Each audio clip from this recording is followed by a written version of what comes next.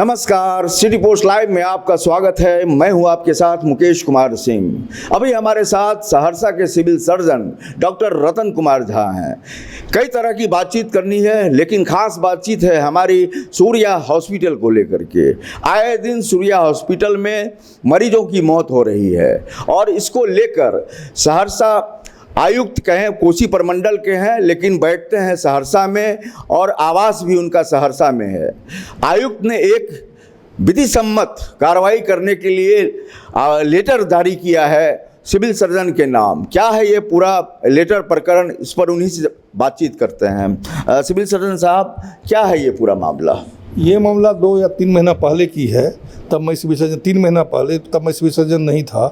विगत जो civil surgeon थे उनके पास एक लेटर आया हुआ था जो कोई पेशेंट गया था दिखाने के लिए, जिसके साथ उसका व्यवहार सही नहीं रहा। इसके लिए उन्होंने अपना लेटर दिया था कमिश्नर साहब को। उससे यहाँ लेटर आया हुआ था। कमिश्नर साहब ने एसडीओ और विगत से सिविल सर्जन साहब को बोर्ड मेंबर बना के उसके जांच के लिए भेजा गया। वहाँ से जांच रिपोर्ट आया और वो जांच रिपोर्ट उनको सुपुर्द कर दिया गया है। उस जांच रिपोर्ट आने के बाद फिर से 7-8 दिन पहले सुपुर्द करने के बाद आया हुआ है मेरे पास, उस पर विधि सम्मत कार्रवाई करें। तो उसका रिपोर्ट चूँकि विधि सम्मत है, इसलिए मुझे डीएम साहब को लिखना पड़ेगा जो विधि सम्मत कार्रवाई के लिए। यही प्रकरण। सिविल सर्जन साहब, एक अस्पताल पर चाहे वो प्राइवेट हो या सरकारी हो, अगर इस तरह की कार्रवाई की लिखित बातें अगर की जा रही है तो मामला तो गंभीर है। मामला तो थोड़ा गंभीर हो जाता है, लेकिन ये तो मैं कुछ कर नहीं सकता, जो कि वह विधि सम्मत है। डीएम साहब भी कुछ करेंगे और मुझे भी कुछ देंगे सहयोग करने, तो मैं भी उसमें सहयोग करूंगा। क्या सच कर उसमें मैं वहाँ गया नहीं था जो अंदर में क्या मामला है, तो उसमें मैं सीएस था नहीं, इसलिए मुझे उसका अंदर का मामला मालूम नहीं। सीएस साहब, आपका भी जो है पावर कम नहीं है। आप चीफ मेडिकल ऑफिसर होते हैं तो आपका पावर डिस्ट्रिक्ट मजिस्ट्रेट से कहीं कम नहीं होता है। हम यह जानना चाहेंगे आपसे कि जिस तरीके से खासकर सूर्या अस्पताल में, सूर्या हॉस्पिटल में घटनाएं घट रही हैं, मरीजों की मौत हो रही हैं, आप तक भी सूचना आ रही होगी, तो एक मरीज का परिजन चाहता है कहीं भी इलाज कराने जाएं तो उसका मरीज चंगा होकर के आए, लेकिन सूर्या में मौतें होती हैं। इसको लेकर के आप क्या कहना चाहेंगे? नहीं, मैं देख रहा हूँ पेपर से और लोगों के किसी से, इसलिए मैं चाहता हूँ मैं स्वयं जाके वहाँ का निरीक्षण करूँ और जो अच्छा से अच्छा रोगी को सुविधा मिल सके और पैसे में भी कटौती हो सके, ऐसा मैं कोशिश करूँगा। लोग यह भी आरोप लगाते हैं कि वहाँ पर लूट मची हुई रहती है। पेशेंट जो है किसी भी मर्ज का हो, उसको बहुत खर्चा वहाँ वहन करना पड़ता है। अगर ऑपरेटिव मरीज है तो लाखों के बिल आते हैं। इस पर क्या कहेंगे? नहीं, मैं ये सोच रहा हूँ जो सभी जितने भी नर्सिंग होम सहरसा में हैं उन्हें अपना चार्ज बाहर में लिखना पड़ेगा, जो किस बीमारी में कितना ऑपरेशन का चार्ज आपका है ये उनको देना पड़ेगा। आईसीयू का क्या चार्ज है ये उनको बाहर में टांगना पड़ेगा। उसके अनुसार पेशेंट जाएंगे, देख लेंगे पहले ही इस सम्मत में हम आते हैं कि नहीं आते हैं, बाद में नहीं। मैं ये 2 से 4 दिन में सभी नर्सिंग होम को एक चिट्ठी भेजूंगा, जिससे उनको बाहर में ही ये करना पड़ेगा कि आपका किस ऑपरेशन का या आईसीयू का कितना चार्ज है, ये बाहर में लिखित रखें, जिससे लोगों को कष्ट नहीं हो। अभी 1 महीने के भीतर 2 मरीज की मौत हुई है, महिला मरीज है। उसके परिजन लगातार यह आरोप लगाते रहे कि वहाँ पर ज्यादती हुई और गलत ऑपरेशन की वजह से जो है उन्होंने अपने घर की सदस्या को खोया।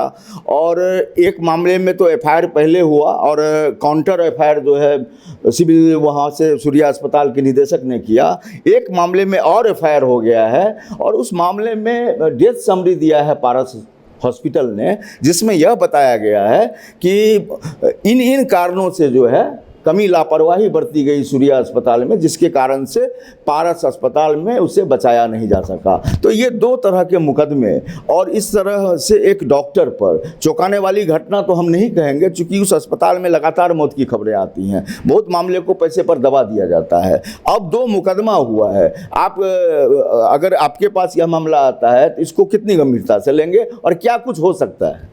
मेरे संज्ञान में भी कोई मामला नहीं आया, क्योंकि किसी का पोस्टमार्टम मेरे यहाँ नहीं हुआ और ना कहीं से कोई लिखित आवेदन आया है। जब मेरे यहाँ आवेदन आएगा तो जो विधि सम्मत कार्रवाई होगी मैं करने के लिए तैयार हूँ। लेकिन ये बताइए डॉक्टर साहब, आप खुद डॉक्टर हैं, डेथ समरी जो है ये कितना अवेलेबल होता है?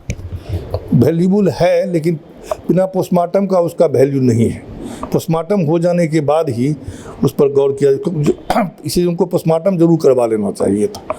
अब आने के बाद कैसा समरी है नहीं है देखने के बाद ही मैं कुछ कर सकता हूँ।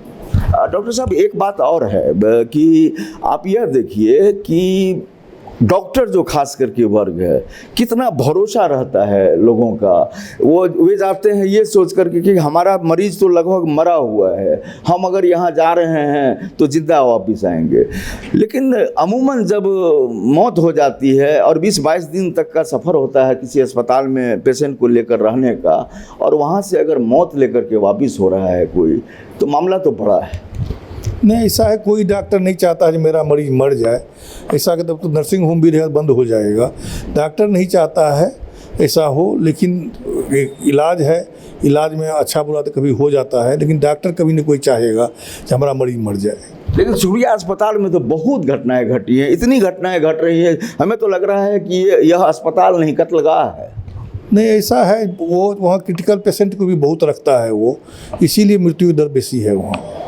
मैंने यही मानते हैं। अच्छा, एक चीज़ और बताइए डॉक्टर साहब, हम आपके मेडिकल लाइन की बात करते हैं कि जिस मरीज को ब्रेन ट्यूमर हो गया हो और ऑपरेशन के बाद जो है 2 सिस्ट निकाला भी गया हो, क्या ऐसे डॉक्टर सर्जरी कर सकते हैं?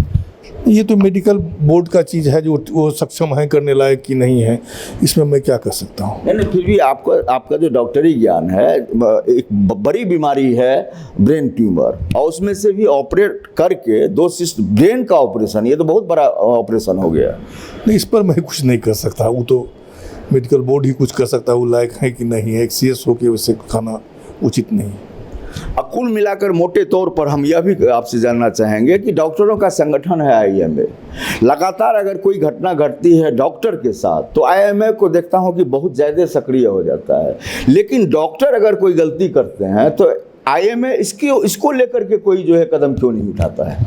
इसके तो IMA प्रेसिडेंट से हम तो मेंबर नहीं है, IMA प्रेसिडेंट से बात कीजिए क्या चक्कर है, इसको कैसे ठीक किया जाए गलत चीज़ को।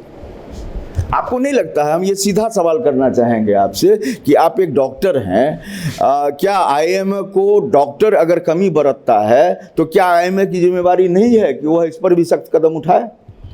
नहीं, जिम्मेवारी तो है, लेकिन वो तो IMA के मेंबर सभी कह सकते हैं जो कैसा उठाया जाए कहीं नहीं उठाया जाए।